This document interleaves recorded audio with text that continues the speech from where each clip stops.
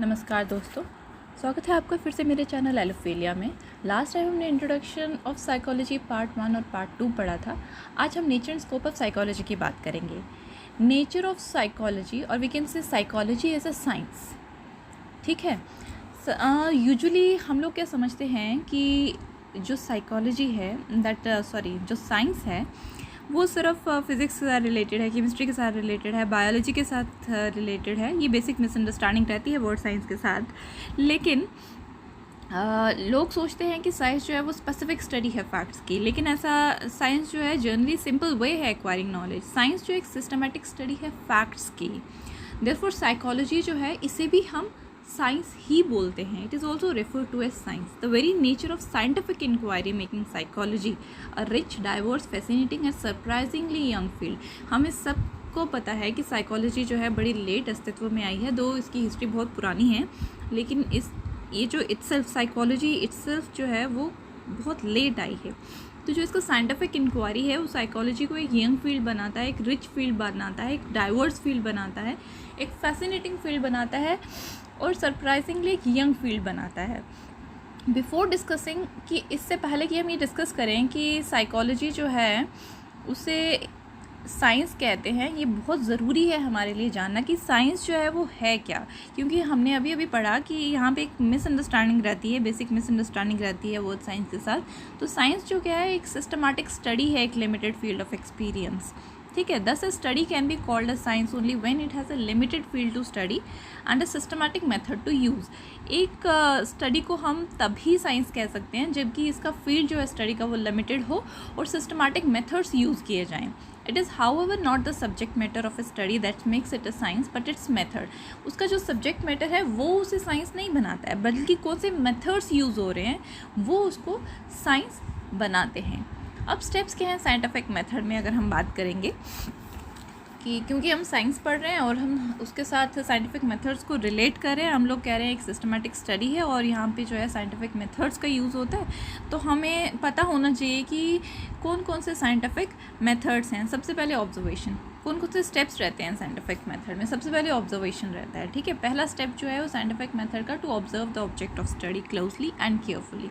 ठीक है, जो भी हमारा ऑब्जेक्ट है उसको हम बड़ा ही ध्यान से, केयरफुली और बड़ी क्लोजली उसको ऑब्ज़र्व करें। और ये जो ऑब्जर्वेशन है उसमें बहुत सारे एपरेटिसेस की ज़रूरत पड़ती है और इंस्ट्रूमेंट्स की ज़रूरत पड़ती है, जो कि क्या होने चाहिए, वो एपरेटिसेस जो भी यूज़ हो रहे हैं स्टडी के लिए, जो इंस्ट्रूमेंट्स यूज़ हो रहे हैं स्टडी के लिए, वो करेक्ट होने चाहिए और वो एग्जैक्ट होने चाहिए। It is a must condition that they must be correct and exact. Recording, अगर हम उसके सेकेंड स्टेप जो है दैट इज़ रिकॉर्डिंग। दूसरा स्टेप जो आता है, जो भी हमने ऑब्जर्व किया है, whatever we have observe, we have to record that.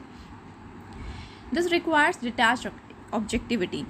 मतलब कि जो कुछ भी हमने ऑब्ज़र्व किया है उसके लिए डिटैच्ड ऑब्जेक्टिविटी की ज़रूरत पड़ती है। डिटैच ऑब्जेक्टिविटी क्या है कि जो भी इसको स्टडी कर रहा है, जो भी इसको ऑब्ज़र्व कर रहा है, उसमें उसका पर्सनल बायस ना आ जाए।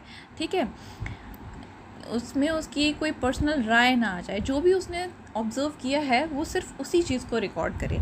लाइक अगर कोई रेशियल डिफरेंस को पढ़ रहा है, तो अगर वो किसी पर्टिकुलर रेस को बिलोंग करता है तो वो हो सकता है कि अपनी ही रेस को जो है प्रेफरेंस दे। ऐसा नहीं होना चाहिए। It should be completely based on the detached objectivity. अब हम क्लासिफिकेशन की बात करेंगे। तीसरा स्टेप है जो कि साइंटिफिक मेथड्स में, एक बार रिकॉर्डिंग हो गई उसके बाद क्लासिफिकेशन। जो भी डाटा हमने गैदर किया है, जो भी डाटा इकट्ठा किया गया है, साइंटिस्ट उसको क्लासीफाई करते हैं according to the facts as Karl recognition of their sequence. और Karl Pearson writes, Karl Pearson ने क्या लिखा कि जो क्लासिफिकेशन है फैक्ट्स की, recognition of their sequence and relative significance is the function of science. क्योंकि उसने क्या कहा, अब ये किसने कहा, ये कार्ल पियर्सन ने कहा। उसने कहा कि क्लासिफिकेशन जो फैक्ट्स की है, उनके जो सीक्वेंस का रिकग्निशन है और जो उनका रिलेटिव सिग्निफिकेंस है, ये किसका फंक्शन है, ये साइंस का फंक्शन है। So it is again a scientific method classification. So fourth step की बात करेंगे, दैट इज़ जनरलाइजेशन। जनरलाइजेशन जो है, साइंटिफिक लॉज जो हैं they are discovered in classified data. जो भी हमने क्लासीफाई किया, ठीक है, जो भी डेटा हमने क्लासीफाई किया अब उसको जर्नलाइज किया जाता है, उसके बेस पे साइंटिफिक लॉज को डिस्कवर किया जाता है। फिर वेरिफिकेशन, एक बार ये सारी चीज़ें हो गई, जर्नलाइज कर दिया, लॉ आपने निकाल लिया, अब उसकी वेरिफिकेशन भी तो करनी है। ऐसे तो नहीं बता सकते ना कि हाँ जी हो गया। The last and the most important step in the scientific method is the verification of laws that have been discovered. Scientific facts are verifiable. कहते हैं कि जितना भी हमने ये साइंटिफिक मेथड का अभी तक किया, जो भी इंपॉर्टेंट स्टेप्स इसमें किए, उनकी फिर वेरिफिकेशन की जाती है, ठीक है। और साइंटिफिक फैक्ट्स जो होते हैं वो वेरीफाइबल होते हैं, मतलब कि आप बार बार उस चीज़ को रिपीट करोगे आपको सेम रिजल्ट्स मिलेंगे। तो यही जो है, इसी को हम जो है वेरिफिकेशन कहते हैं किसी भी चीज़ के। लाइक हम लोग मैथ्स में करते हैं ना कि हमने कोई सम सॉल्व किया, उसके बाद हम उसको वेरीफाई भी कर लेते हैं। तो सिमिलरली इसमें भी, साइंटिफिक मेथड्स में भी ऐसा ही होता है। अब इसेंशियल्स ऑफ साइंस, एक साइंस के इसेंशियल्स क्या है, हम कैसे कहेंगे कि हाँ भाई यही साइंस है, ठीक है। वो तो स्टेप्स थे ना, हमने वो स्टेप्स फॉलो किया, हम बताएंगे कि साइंस हम कैसे कहेंगे यही साइंस है। साइंटिफिक मेथड यूज़ होता है सबसे पहले। It goes without saying that no study can be called a science without having a scientific method. जिस स्टडी में साइंटिफिक मेथड नहीं है उसको हम कभी भी साइंस बोलेंगे नहीं। फिर ऑब्जेक्टिविटी की बात कहेंगे, कोई भी साइंस जो है should be objective. It should evaluate the information on merits and not on the basis of personal experiences. ये किसके बेस पे इवालुएट होते हैं? मैरिट्स के बेस पे होते हैं, पर्सनल एक्सपीरियंस के बेस पे इवैल्यूएट नहीं होते, ठीक है। तो ऑब्जेक्टिविटी होनी चाहिए जिसमें आपके पर्सनल बायसेस और एक्सपीरियंसेस का कोई रोल नहीं होना चाहिए। थर्ड हम बात करेंगे एक्यूरेसी एंड प्रिसिशन की। It refers to gathering information carefully and as precisely as possible with the help of instruments. The result, the time taken and any other observation need to be accurate and errorless. Accuracy तो होनी ही चाहिए, no doubt. Accuracy और precision होता क्या है? Gathering of information carefully and precisely, ठीक है, as possible with the help of instruments, ठीक है, as precisely as possible with the help of instruments. जो भी आप इन्फॉर्मेशन गैदर कर रहे हैं बड़े ध्यान से, वो किसकी हेल्प से आप गैदर कर रहे हो? इंस्ट्रूमेंट की हेल्प से गैदर कर रहे हो। और जो results the time taken and any observation need to be, जो भी रिजल्ट्स हैं, जो भी आप टाइम ले रहे हो, जो भी ऑब्जर्वेशन है, ठीक है, वो एक्यूरेट होनी चाहिए और एररलेस होनी चाहिए, उसमें कोई एरर नहीं होना चाहिए। फोर्थ पॉइंट जो है that is scepticism. Any science and psychology accept findings as true only after they have been verified। तभी हम किसी भी साइंस को या साइकोलॉजी को, तभी उनकी फाइंडिंग्स को हम तब ट्रू मानेंगे जब वो वेरीफाई कर ली जाएंगी, ठीक है, बार बार वेरीफाई होंगी। And when all inconsistencies have been resolved।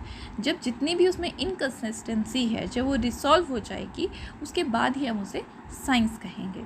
Testability of hypothesis, ये भी बहुत इंपॉर्टेंट है किसी भी सब्जेक्ट को साइंटिफिक कहने के लिए। साइकोलॉजी जो है वो भी हाइपोथेसिस फ्रेम करती है, which is simple statement that has to be prove true और फॉल्स। हाइपोथेसिस क्या है? एक सिंपल स्टेटमेंट है जिसे हमें ट्रू या फॉल्स प्रूव करना होता है, ठीक है। तो टेस्टेबिलिटी ऑफ हाइपोथेसिस कोई भी सब्जेक्ट जो है के लिए ये बहुत ही इम्पॉर्टेंट है।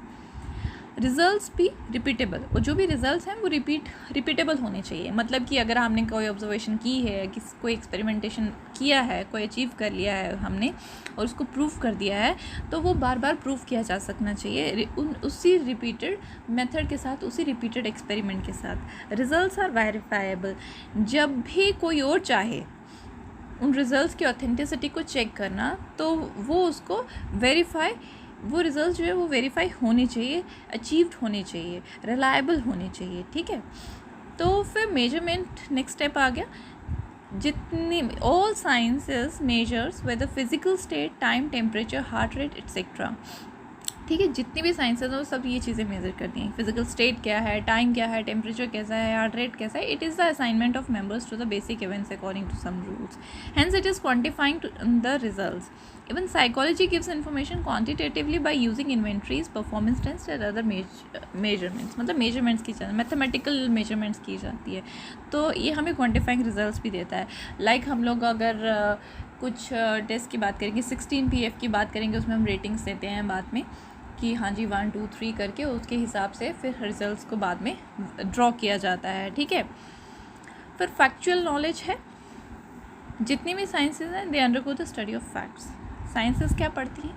स्टडी ऑफ फैक्ट्स को पढ़ती हैं। और साइकोलॉजी क्या है? It is what actually, psychology क्या स्टडी करती है कि एक्चुअली में असल में है क्या, psychology deals with the human behaviour. Psychology हम सबको पता है कि ह्यूमन बिहेवियर के साथ डील करती है, such as activities as striving, knowing, feeling, thinking, remembering, मतलब कॉग्निशन के एस्पेक्ट्स को, हाउ पीपल ग्रो, कैसे लोग ग्रो करते हैं और कैसे डेवलप होते हैं, ठीक है, कैसे हुए वो और आज वो क्या हैं। सो ये सब चीज़ें जो हैं फैक्ट्स हैं। तो साइंस जो है इनको क्या करती है, स्टडी करती है, फैक्ट्स को स्टडी करती है। फिर discovery of cause effect relationship, this is very very important point. Science find out the cause effect relationship in the subject matter of its study and discovers universal principle. Cause और effect का relationship study किया जाता है और फिर उसके बाद universal principles को डिस्कवर किया जाता है। प्रेडिक्शन एंड जनरलाइजेशन की बात करेंगे तो predictions refers to the future outcome of the event, कि फ्यूचर आउटकम क्या रहेगा किसी भी इवेंट का। और जनरलाइजेशन का मतलब है to carry the information from one field, एक फील्ड से दूसरी फील्ड तक इन्फॉर्मेशन कैरी करना। साइकोलॉजी जो है हेल्प करती है in predicting and generalizing the observe fact. जो भी हमने फैक्ट्स ऑब्जर्व किए हैं उनको प्रिडिक्ट करने में, उनको जनरलाइज करने में साइकोलॉजी हेल्प करती है। उसके बाद हम बोलेंगे साइंस क्या है, वो यूनिवर्सलिटी है। साइंटिफिक प्रिंसिपल्स जो होते हैं वो यूनिवर्सल होते हैं, मतलब सेम रहते हैं। They are found true in all times and all climes, वो सब टाइम्स में जब मर्जी आप उनको स्टडी करो वो सेम ही रहेंगे। जनरलाइजेशन जो है that is very essential for a subject to be scientific to derive principles and general laws. Generalization क्यों किया जाता है, ताकि उसमें से प्रिंसिपल्स और जनरल लॉज को डिराइव किया जा सके। और ये जो प्रिंसिपल्स हैं ये बहुत बहुत एसेंशियल होते हैं, बहुत बहुत नेसेसरी होते हैं, बहुत बहुत इंपॉर्टेंट होते हैं, बहुत बहुत ज़रूरी होते हैं। अब हम पढ़ेंगे साइकोलॉजी एज अ साइंस। ये तो अभी तक हम पढ़ रहे थे कि साइंटिफिक में क्या स्टेप्स रहते हैं साइंटिफिक। फिर उसके बाद साइंस में जो है किसी भी साइंस को हम कब बोलेंगे, कि किसी भी सब्जेक्ट को हम साइंस कब बोलेंगे। अब हम साइकोलॉजी को एज अ साइंस पढ़ने वाले हैं। सेम चीज़ें हैं, सेम पॉइंट्स रहेंगे जो रिपीट होंगे। Psychology uses scientific method, psychology scientific methods को किसी भी सब्जेक्ट को इन्वेस्टिगेट करने के लिए साइंटिफिक मेथड्स को यूज़ करती है। End of this experimental method is the most exact, और इस सब में जो एक्सपेरिमेंटल मेथड को सबसे ज़्यादा एग्जैक्ट माना जाता है। इस मेथड में डिपेंडेंट और इंडिपेंडेंट वेरिएबल्स जो हैं दे आर डिस्टिंग्विश्ड, वो डिस्टिंग्विश किए जाते हैं। डिपेंडेंट वेरिएबल्स जो होते हैं वो कंट्रोल्ड वेरिएबल्स होते हैं, एंड द इंडिपेंडेंट वेरिएबल्स जो होते हैं वो ऑब्जर्व्ड वेरिएबल्स होते हैं। साइकोलॉजी फैक्चुअल है, मतलब कि पॉजिटिव साइंस है, और ये फैक्ट्स को स्टडी करती है, facts of behaviour, human behaviour को स्टडी करती है। द लॉज ऑफ साइकोलॉजी और यूनिवर्सल, सब आप जब मर्जी इनको पढ़ोगे वो सभी टाइम में और सभी प्लेसेस में सेम कंडीशंस में सेम ही रहेंगे, ठीक है। The law of psychology are verifiable, ये जो लॉज है इनको हम वेरीफाई कर सकते हैं, कोई भी इनको वेरीफाई कर सकता है, ठीक है, कभी भी, by applying the scientific methods. Psychology discovers the cause effect relationship in human behaviour. Psychology जो है क्या डिस्कवर करती है, cause effect relationship in human behaviour. Example देके समझाया गया है। साइकोलॉजी जो है discovered by and in what circumstances child becomes a problem child, कि किस सर्कमस्टांसेस में एक चाइल्ड जो है वो प्रॉब्लम चाइल्ड बन जाता है। साइकोलॉजी इस बात को डिस्कवर करती है और किया है, और किस सर्कमस्टांसेस में होता है एक चाइल्ड जो है प्रॉब्लम चाइल्ड, वो भी। Psychology predicts human behaviour by discovering the cause effect relationship. Psychology also predict human behaviour and the predictions are generally correct. Psychology human behaviour को प्रेडिक्ट करती है कॉज इफेक्ट रिलेशनशिप के द्वारा, और इन प्रेडिक्शंस को जनरली करेक्ट होती हैं, ठीक है। अब हम स्कोप ऑफ साइकोलॉजी की, हम नेचर ऑफ साइकोलॉजी की बात कर रहे थे कि साइकोलॉजी साइंटिफिक है, यूनिवर्सल है, जो भी है। अब हम बात करेंगे स्कोप ऑफ साइकोलॉजी क्या है। साइकोलॉजी सब हमें पता है कि हम अच्छे से इसको डिफाइन कर सकते हैं, कोई भी इसको डिफाइन कर सकता है। Psychology is the study of mind and behaviour, thus to its scope is limitless, इसलिए इसका स्कोप जो है वो लिमिटलेस है, इसका स्कोप जो है बहुत वाइड है, ठीक है, उसकी कोई लिमिट नहीं है। स्कोप ऑफ साइकोलॉजी जो है is as whole as wide as it is addresses a variety of issues related to mental and behavioral functioning of the individuals। इसका स्कोप इतना वाइड है कहते हैं क्योंकि किससे रिलेट करता है, मेंटल बिहेवियरल फंक्शनिंग, एक इंडिविजुअल के मेंटल बिहेवियरल फंक्शनिंग के साथ, और ये अपने आप में बहुत वास्ट टॉपिक्स हैं, ठीक है। अगर हम खाली अपने दिमाग की बात करें तो हमारे दिमाग में ही हज़ार चीज़ें हैं जो हम डिस्कस कर सकते हैं।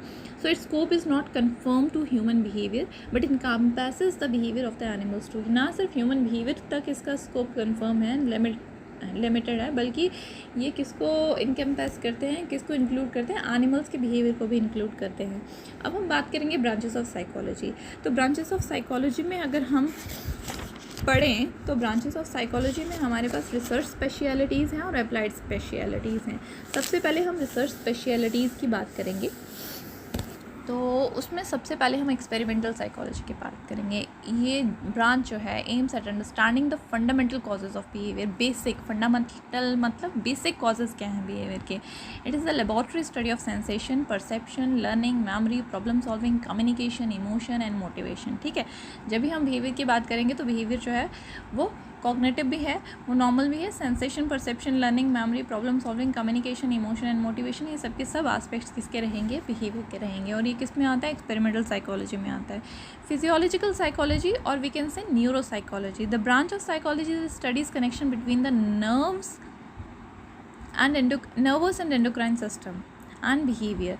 कहता है कि वो ब्रांच ऑफ साइकोलॉजी जो किसके साथ डील करती है, जिसका कनेक्शन किसके साथ है, नर्वस सिस्टम, एंडोक्रीन सिस्टम और बिहेवियर के साथ। It is concern with the structure and function of sense organs.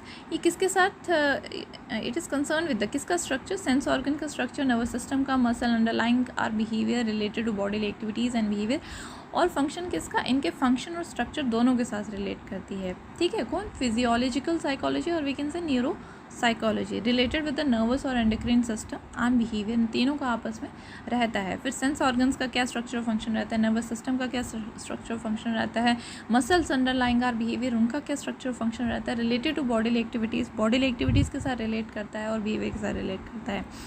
Psychopharmacology एक और ब्रांच है, वो क्या, ड्रग्स और बिहेवियर के बीच का रिलेशनशिप स्टडी करती है। फिर डेवलपमेंटल साइकोलॉजी की हम बात करेंगे।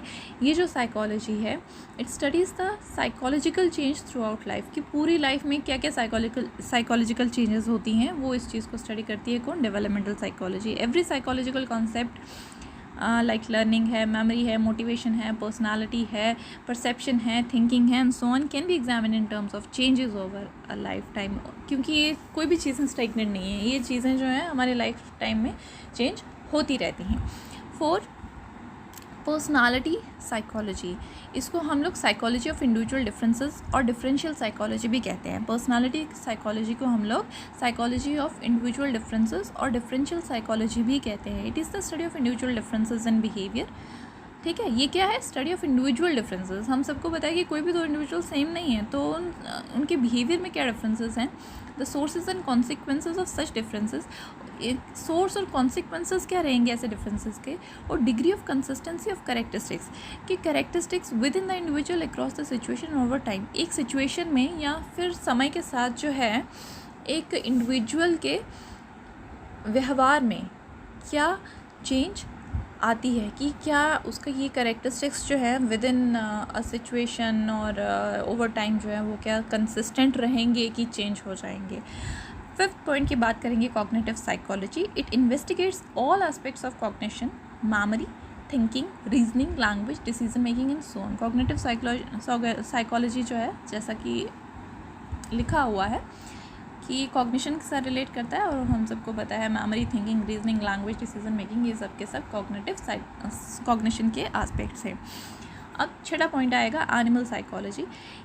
डार्विन की थियरी थी जो एवोल्यूशन की, उससे हमें पता है कि मैन का ओरिजिन कहाँ से हुआ, एनिमल से हुआ। इसलिए in order to understand human behaviour, its genesis and growth, one has to study the animal behaviour. इसलिए इसकी ह्यूमन बिहेवियर को अंडरस्टैंड करने के लिए, इसकी जेनेसिस को, इसकी ग्रोथ को अंडरस्टैंड करने के लिए इंसान को एनिमल बिहेवियर को भी स्टडी करना पड़ता है। It is also comparative psychology. इसको कंपैरेटिव साइकोलॉजी भी कहा जाता है क्योंकि इसमें ह्यूमन साइकोलॉजी को एनिमल साइकोलॉजी के साथ कंपेयर किया जाता है।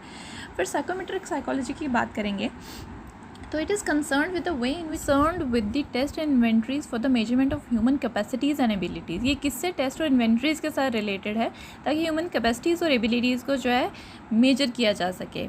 ठीक है, ना सिर्फ ये टेस्ट को कंस्ट्रक्ट करता है, बल्कि इवालुएट एग्जिस्टिंग टेस्ट को इवालुएट और develop statistical method for the use in the measurement of the human abilities. ठीक है, तो सोशल साइकोलॉजी की इसके बाद बात करेंगे, branch of psychology. It is very important point. ये अलग से भी एक अपने आप में एक बहुत ही इंपॉर्टेंट फील्ड है। ठीक है, the branch of psychology concern with the way in which are thought, feelings and behaviour are influenced by other people and by society as a whole. वो ब्रांच ऑफ साइकोलॉजी, ठीक है, जो किसके साथ concern है, कि हम कैसे सोचते हैं, हमारी फीलिंग्स कैसे, हमारा बिहेवियर कैसा है, और ये कैसे इन्फ्लुएंस होता है बाय अदर पीपल या फिर by society as a whole. ठीक है, उसके बाद हम अप्लाइड स्पेशलिटीज़ की बात करेंगे। अप्लाइड स्पेशलिटीज़ में एजुकेशनल साइकोलॉजी आती है, ये क्या एग्जामिन करती है, क्या एवेलुएट करती है? Learning, emotional, motivational aspects of students and teachers, ठीक है, दोनों के, learning, emotional, motivational aspects of students and teachers दोनों के करती है। और it is the study of all psychological aspects of the learning process, जितने भी लर्निंग प्रोसेस के साइकोलॉजिकल एस्पेक्ट्स रहते हैं उसको स्टडी करती है। कौन करता है? Educational psychology. दूसरा है school psychology. The approach to psychology concern with testing children in elementary and secondary schools and devising programmes to train teacher and parents to help students with emotional और learning problems. कहते हैं कि वो approach है psychology की जो students, children in elementary and secondary schools में उनको concern with the testing of the children, ठीक है, किसके साथ कंसर्न है? Testing of the children. कहाँ पे? In elementary and secondary schools, दोनों जगह। और फिर अकॉर्डिंगली ये क्या डिवाइस करता है? टीचर्स के लिए ट्रेनिंग प्रोग्राम्स, पेरेंट्स के लिए, ताकि स्टूडेंट्स को इमोशनल लर्निंग प्रॉब्लम्स में जो है हेल्प किया जा सके, ठीक है, whatever they are facing. उसके बाद इंडस्ट्री और ऑर्गेनाइजेशनल साइकोलॉजी की बात करेंगे। ये वो ब्रांच है साइकोलॉजी की जो क्या किसका रिलेशनशिप स्टडी करती है? Between the people and their jobs, ठीक है, सिंपल, उनके जॉब्स और उनके बीच में, ठीक है। They investigate such topics as employer moral, job related stress, the qualities that make a good boss, job enrichment and flexible working hours so as to enrich productivity, ठीक है, इन सारी चीज़ों को कि एम्प्लॉयर मोरल कैसा रहता है, जॉब रिलेटेड स्ट्रेस है, क्वालिटीज़ जो हैं वो एक इंसान को एक अच्छा लीडर बनाती हैं, एक अच्छा बॉस बनाती हैं, जॉब एनरिचमेंट कैसा रहेगा, फ्लेक्सिबल वर्किंग आवर्स कैसे होने चाहिए, ये सब चीज़ों को वो स्टडी करती हैं। इससे क्या होता है कि present better methods of selection, it seeks to present better methods of selection, the placement of employees and incentive policy for the workers. ये सब चीज़ें से इस स्टडीज़ की वजह से निकल के आती हैं। फिर इंडस्ट्रियल प्रॉब्लम्स को भी जो है स्टडी करती है विद रिगार्ड टू सिलेक्शन कैसे होती है, ट्रेनिंग, प्लेसमेंट और एफिशिएंसी ऑफ द वर्कर्स, ठीक है। जर्नली ह्यूमन बिहेवियर को इंडस्ट्रियल सिचुएशन में स्टडी करती है, ठीक है। तो that's all for today's video. अगर आपको वीडियो अच्छा लगा है तो please do like it, do comment and